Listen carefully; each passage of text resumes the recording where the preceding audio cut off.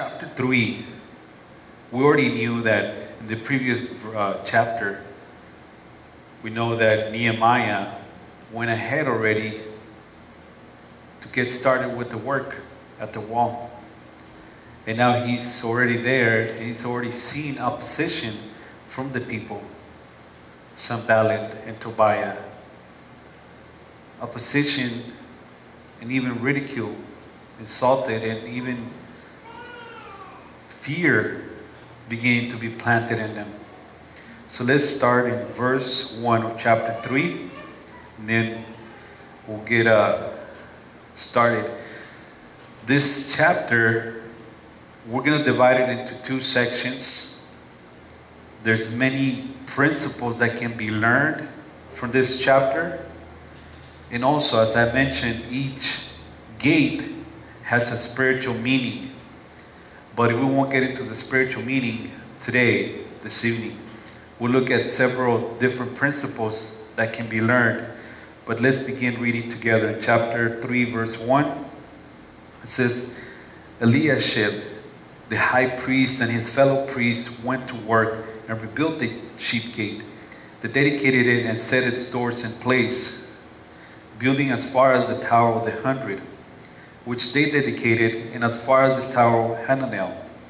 The men of Jericho built the adjoining section, and Sakur, son of Imri, built the next to them. The fish gate was rebuilt by the sons of Hesanana. They laid its beams and put its doors and bolts and bars in place. Meremoth, son of Uriah, the son of Hakkoz, repaired the next section. Next to him, Meshullam, son of Berechiah, the son of Meshabel, made repairs. And next to him, Sadok, son of Banan, also made repairs. The next section was repaired by the men of Tekoa, but their nobles would not put their shoulders to the work under their supervisors. The Heshanah gate was repaired by Joiada, son of Paseah, and Meshullam, son of Besodea. They laid its beams and put its doors and their bolts and their bars in place. Next to them, repairs were made by men from Gibeon and Mizpah, Melatiah and Gibeon and Jadon and Meronoth, places under the authority of the governor of Trans-Euphrates. Uzziel, son of Hariah, one of the goldsmiths, repaired the next section, and Hananiah, one of the perfume makers, made repairs next to that. They restored Jerusalem and as far as the broad wall. Rephaim, son of Hur, ruler of the half district of Jerusalem, repaired the next section. Adjoining this, Jediah, son of Harupah, made repairs opposite of his house. And Hattush, son of Hashabneh, made repairs next to him. Malchijah, son of Harim, and Hashub, son of Pahath, Moab, repaired another section of the Tower of the Ovens. Shalom, son of Halot-esh, ruler of half district of Jerusalem, repaired the next section with the help of his daughters. The valley gate was repaired by Hanun, the resident of Sanoah. They rebuilt and put its doors with their bolts and bars in place. They also repaired 1,000 cubits of the wall as far as the dung gate. The dung gate was repaired by Malchijah, son of Rechab, ruler of the district of Beth Hakarim. He rebuilt it and put its doors with their bolts and bars in place. The fountain gate was repaired by Shalom, son of Kolohes, ruler of the district of Mizpah. He rebuilt it, roofing over it and putting the doors and bolts and bars in its place. He also repaired the wall of the pool of Siloam by the king's garden, as far as the steps going down from the city of David. Beyond him, Nehemiah, son of Ashbuk, ruler of half district of Beth Sur, made repairs up to the point of opposite of the tombs of David, as far as the artificial pool and the house of the heroes. Next to him, the repairs were made by the Levites under Raham, son of Bani.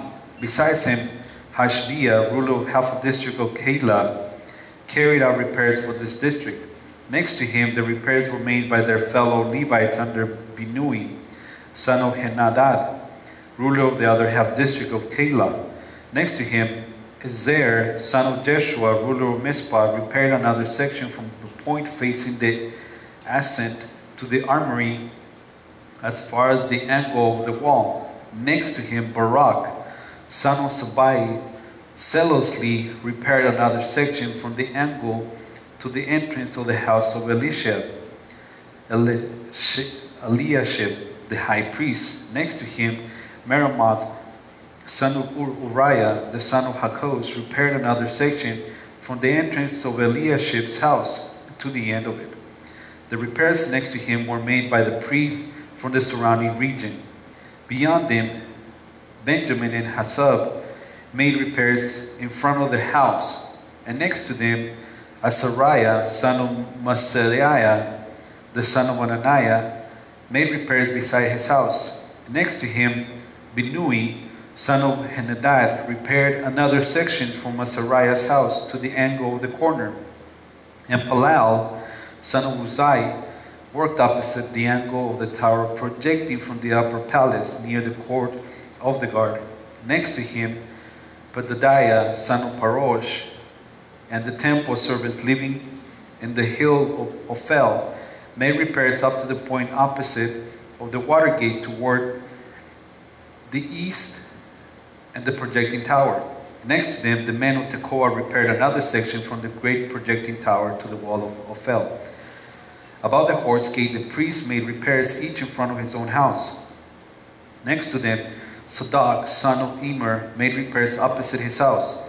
Next to him, Shemaiah, son of Shechaniah, the guard at the east gate, made repairs. Next to him, Hananiah, son of Shelemiah, and Hanun, the sixth son of Salaph, repaired another section.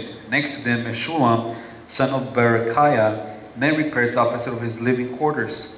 Next to him, Malchijah, one of the goldsmiths, made repairs as far as the house of the temple servants and the merchants opposite in the inspection gate, and as far as the room above the corner. And between the room above the corner and the sheep gate, the goldsmiths and merchants made repairs. Why can't they have names like Benjamin or Joseph? They have this Hezekiah, Ananiah, and odd names like that. But there's a reason why God, and obviously the Holy Spirit, inspired the men to write their names here. Because it shows that God cared about these people being named in the Bible. And God cares about us, the workers. So obviously He wanted to make mention and be remembered in the book that we have now. So these guys, all of them, represented their own families too. Now I mentioned that we're going to divide this chapter in two sections because we can really just, as we just read through the whole chapter and say, okay, well, everybody was working together and they did this, they did that, and completely forget about anything else that is so valuable here. God willing, next week we'll look at each individual gate and how there's a purpose for the chronology in which it was repaired. If we had a map, which I will have next week, we will be able to see how it works. They worked starting with the sheep gate clockwise, back to the sheep gate again, to the valley gate, to the dung gate, the fish gate, and so on. And they all have a meaning, a purpose spiritually for us. Today, we're going to look at the different principles, and I'm not going to go verse by verse through this chapter. What I'm going to do is take the principles that are here pointed out for us. We know that last week Nehemiah set to work. And right away, people were opposing him, coming to ridicule, question him, putting doubt in his mind. But as Nehemiah had been praying, he was also prepared for opposition. He knew somebody was going to come and oppose him. Are you rebelling against the king? No, here's my letters. He knew that he needed timber, so he got permission, a decree, a letter from the king to be given all the timber.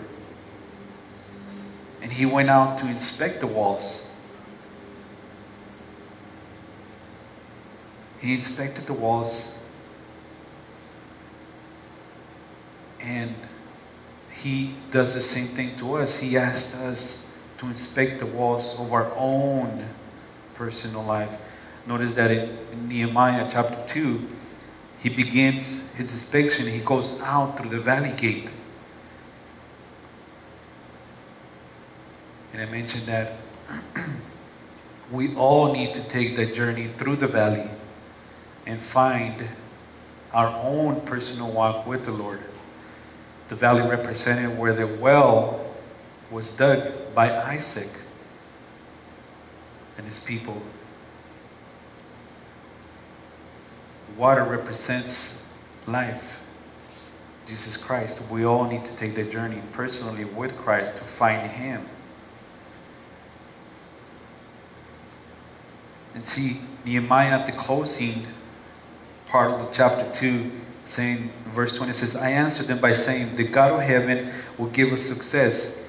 We, His servants, will start rebuilding. But as for you, you have no share in Jerusalem or any claim or historic right to it. He was telling them, you have nothing to do with us. Leave us alone. He was telling the world, you have nothing to do with me.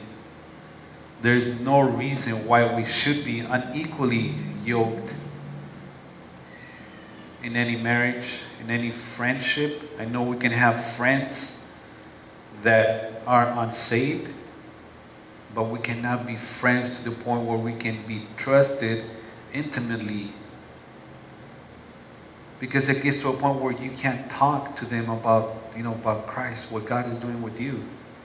There comes a point where we're like, there's a barrier, like, you will not understand.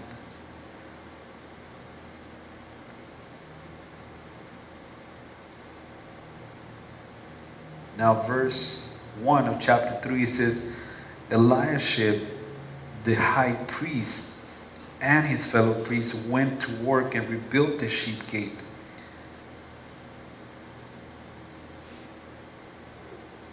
First Corinthians chapter 3. Let's turn there. 1 Corinthians chapter 3.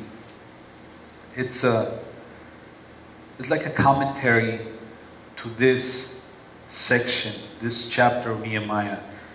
1 Corinthians chapter 3, beginning in verse 11.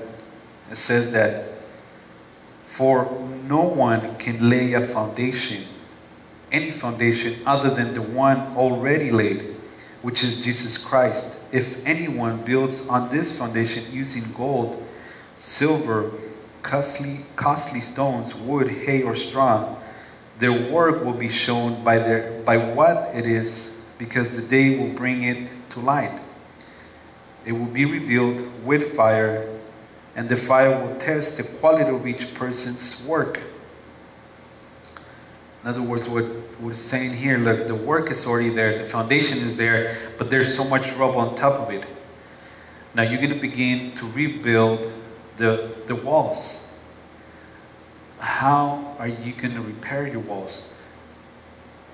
People can be successful in life with their careers, but at the end of their life, they have nothing. They won't be able to take nothing with them. I had mentioned not too long ago that I had visited somebody at a hospital, a nursing home. And this person had been successful. He was rich. He's a family member of somebody that comes here to this church. And he had nothing. He was literally at his deathbed. He had never had nothing, or wished to have nothing with God all his life. And now he was at his deathbed. As far as I know, he's still pulling through. That day, I came to him and I said, look, I don't know you, I know very little about your life from what I've been told, but we have no time to waste. You're going to die. I was very bold, but I had been praying on the way there. You're going to die. There's only two places where you're going to end up. Either hell or heaven. Where would you like to be?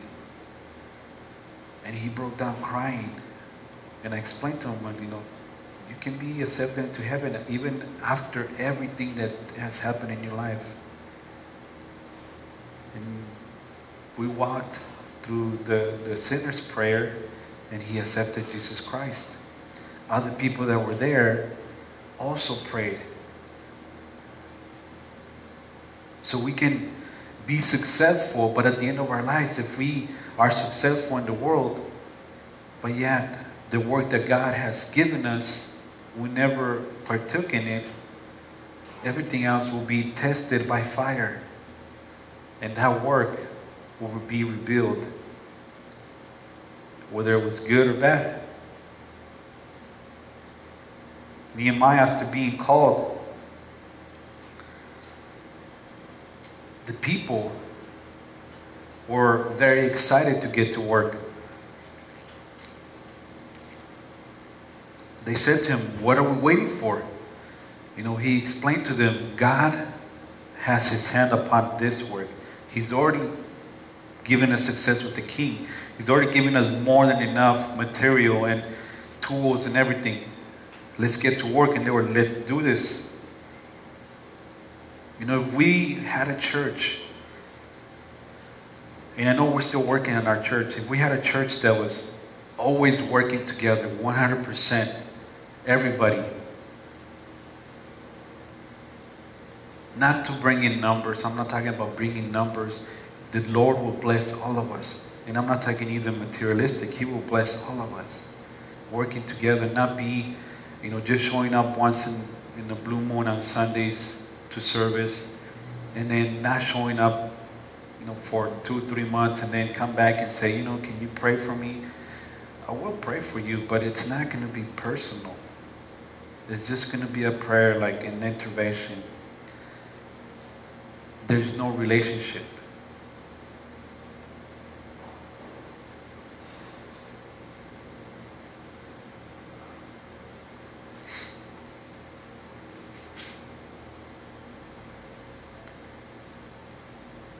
So they got to work. First principle that we're going to look at, Eliashib, he's the high priest. In those times, the high priest was the most important person besides the king in the city. And God could have forgiven him from doing any work. He already had the most important job in the city, to be the representative of God, to speak to God, to pray for the people. Whenever people brought offerings for their sins, the priest had to present them to God, and also he himself had to offer offerings for his sins. So he already had a very important task. But because he is showing an example of what a leader should be, he didn't back away. He didn't shy away from the work. He got to work. He was the first one that got to work, along with other people that came with them. Second principle that we're going to look at, it says that in verse 1, it says they dedicated it and set its doors in place, building as far as the tower of the 100, which they dedicated, and as far as the tower Hananel. They went and dedicated the work. Second principle, any work that we're getting started with needs to be dedicated to the Lord. We need to know that the power, the drive, the encouragement is going to come from Him. and not simply our own human power, our own human strength. We need to dedicate every single work. And he started right where he belongs. He belonged in the temple with the representative of God, being the representative of God, and dedicated the walls there. Our church, any church for that matter, cannot be any stronger than the families are back at home. So if the families are in turmoil, a marriage is in turmoil,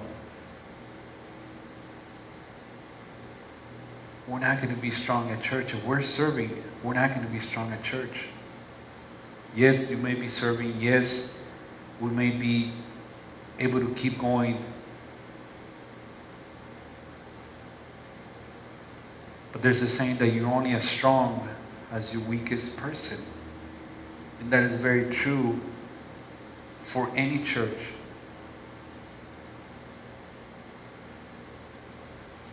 You know, at work, we have, I don't know what percentage there is of turnover for the people that get hired. A lot of them only last a couple of days. Some last a couple of weeks. But they leave right away. And I understand the work is physical, because I was there myself too. But it's not a work, it's not a job that it's going to be impossible. It's not slavery. But after all these years that I've been there, and I pointed this out to management before, the reason you can't keep people is because you're not training them. You give them one day, you do this, do that, and then you let them go. You let them be on their own. You're not teaching them.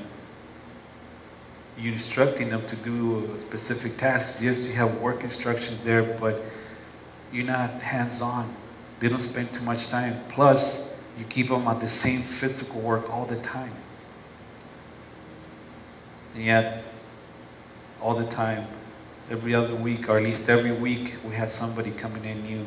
I've lost track of how many new people keep coming in through the door. That's like, what's the point? And it sounds kind of cruel. What's the point of learning their names?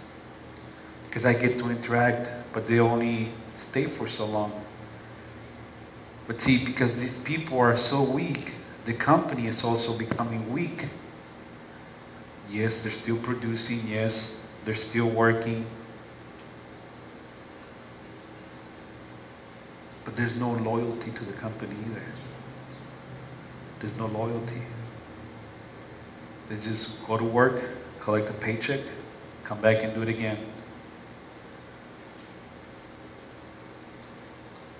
So it's in the same way, our church, our home, if we're not teaching our children, if we're not teaching, we're not discipling the people, we're going to be weak.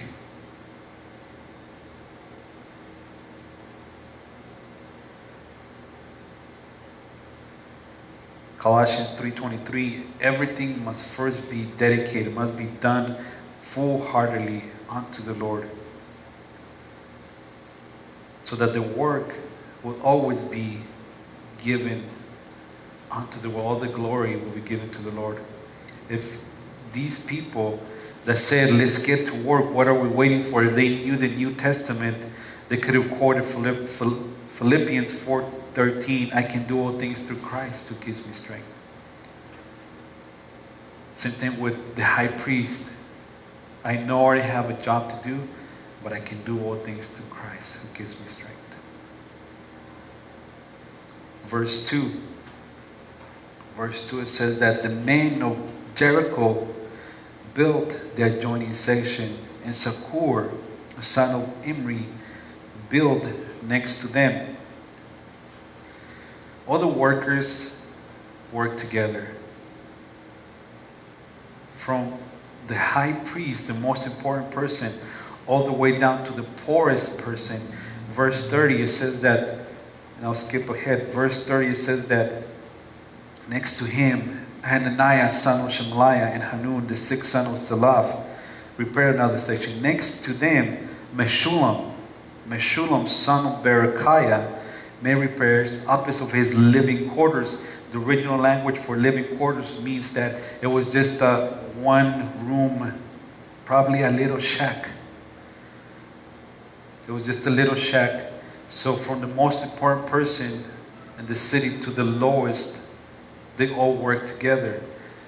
They all got to work. And this guy, being the poorest person, was doing his part of the work. And so was the high priest. And see, in our church, we can have people who say, well, I don't know how to do anything. I don't know what my gifts are, my spiritual gifts. I don't know what they are. I don't know what God is calling me to do. One of the things that I've learned so far, when I first started serving in church, is that I served anywhere where it was needed. Somebody said they needed something, I served there. And eventually, as you get to work, you will see your gifts being developed. You're going to have that calling. You're going to have like, okay, well, I can see that. Because I would see things like, you know what? I know I can do that and I can do it better. Not that I was saying I'm better than this person. But God had already placed that in my heart. And I already knew how to do certain things. So if you get to work, just get to work anywhere. It doesn't matter where it is. You don't know what your gifts are. Or you don't know where to use those gifts at. Just get to work. Just serve. It doesn't matter where it's at. And then eventually the Lord will place a calling, a burden in your heart. And He will grow you from there.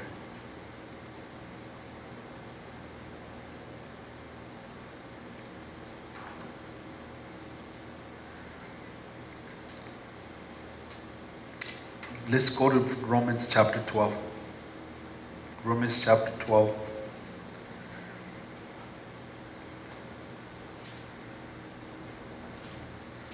Verse 3. Romans chapter 12, verse 3. It says, "For the grace given me, I say to every one of you, do not think of yourselves more highly than you ought, but rather think of yourselves with sober judgment, in accordance with the faith God has distributed to each of you. For just as each of us has one body with many members, and these members do not all have the same function, so in Christ we, though many, form one body, and each member belongs to all the others. We have different gifts according to the grace given to each of us. If your gift is prophesying, then prophesy in accordance with your faith. If it is serving, then serve. If it is teaching, then teach. If it is to encourage, then encourage. Give encouragement. If it is giving, then give generously. If it is to lead, do it diligently. If it is to show mercy, do it cheerfully." So we all have different gifts.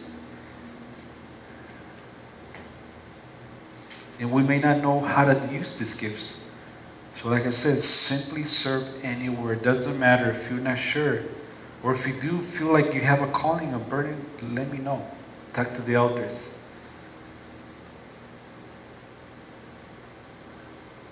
Verse 5. Back in Nehemiah 3. Verse 5. It says, "The next section was repaired by the men of Tekoa, but the nobles would not put their shoulders to the work under their supervisors." What they're saying, the Tekoa, these were officials, they were high people. They didn't want to work with the common folks. They still worked, but they only did what they were supposed to do.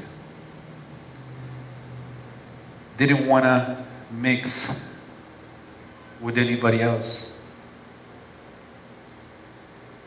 And we have people, well, not in this church, but what I've seen it in another church where I used to serve, where there was a couple that used to greet people as people came in through the door at church. But because other people are watching, they see that they have other gifts. They were told, you know what, we can use you somewhere else, and we can assign this person to do this. Well, these people got so upset that they actually left the church. They didn't want to follow their leadership. They didn't want to submit. These men in Tekoa didn't want to work with the common folks. They didn't want to do what their leadership was doing, telling them to do.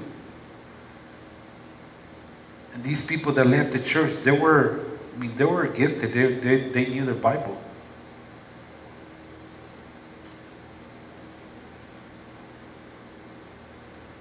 Fifth principle that we can learn is that throughout the Bible, throughout this chapter, verse 10, verse 23, verse 30, their work was done right in front of their homes, right where they lived. Right in front of where they lived. So it's not an accident that you're here tonight. It's not an accident that you're at this church. It's not an accident that you work where you work. You go to school, where you go to school, who you live with or don't live with. It's not an accident that we're here. God assigns us the task where we're at. Doesn't matter where it is. We work together right in front of our homes.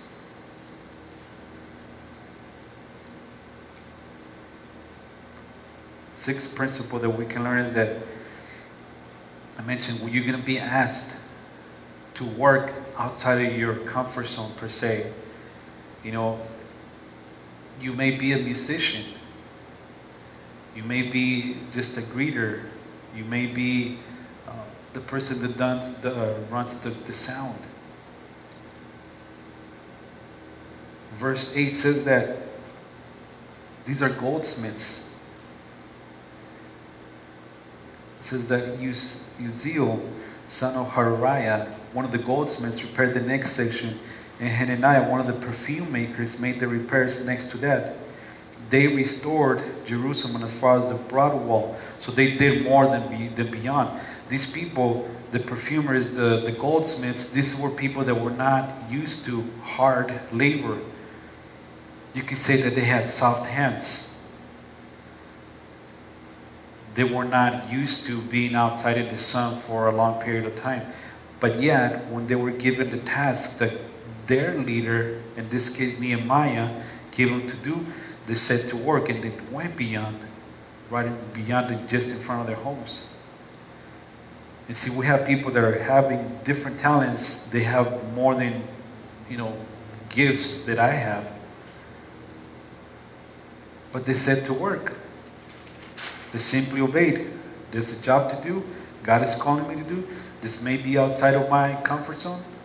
I'm going to go to do it. Well, I'm an engineer. How am I going to sweep? How are you asking me to sweep the church? If it needs to be done, then it has to be done.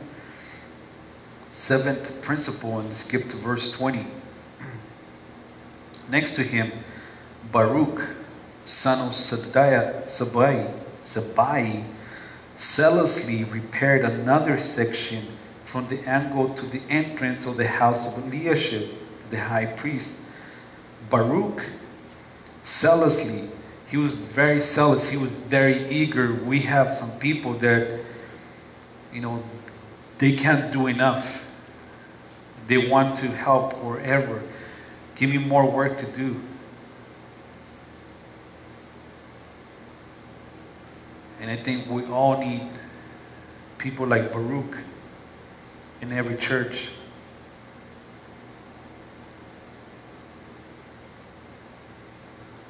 And eighth principle, everybody worked until the work was done. They didn't start a task, didn't start building a wall, halfway through they got tired, because they will get tired. We will get to that point. They will get tired, they will get discouraged, but they finished the wall.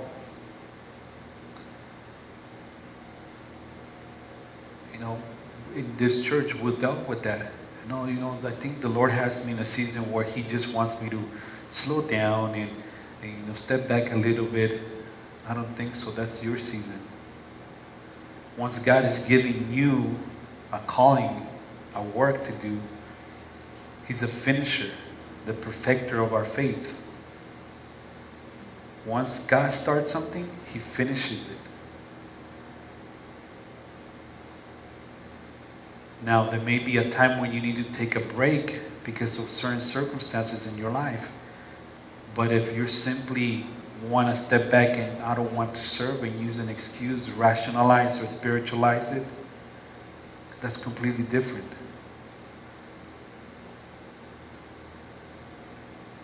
So God finishes the work that He starts, just like He does with us. He started working in each one of us from the day we were born, actually before we were born, to the point where we're at now. And He ain't done until we go home with Him. If He's giving us a work to do, a job to do, a task, until He says you're done, then you're done. Otherwise, of course, there's life circumstances that come. But if you simply want to give up and, there's so many storms in my life, there's so many things that pull me here and there, I can't continue serving, and you give up, God never promised us that it was going to be easy. Romans 12:11 says, never lacking in zeal, but keep your spiritual fervor serving the Lord. Until we're done, until God says you're done, then we're done. Otherwise, we're still here.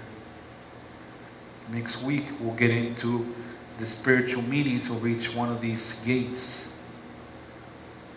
And we're going to see more opposition. We're going to see more people giving up. But then Nehemiah comes and encourages them. We need those encouragers. We need those people with soft hands to have the work that is done behind the scenes. We need people that are zealous, that can't do enough. God has called us all to do something. And I mentioned before, we don't have a choice, but we have the freedom to disobey. Let's pray.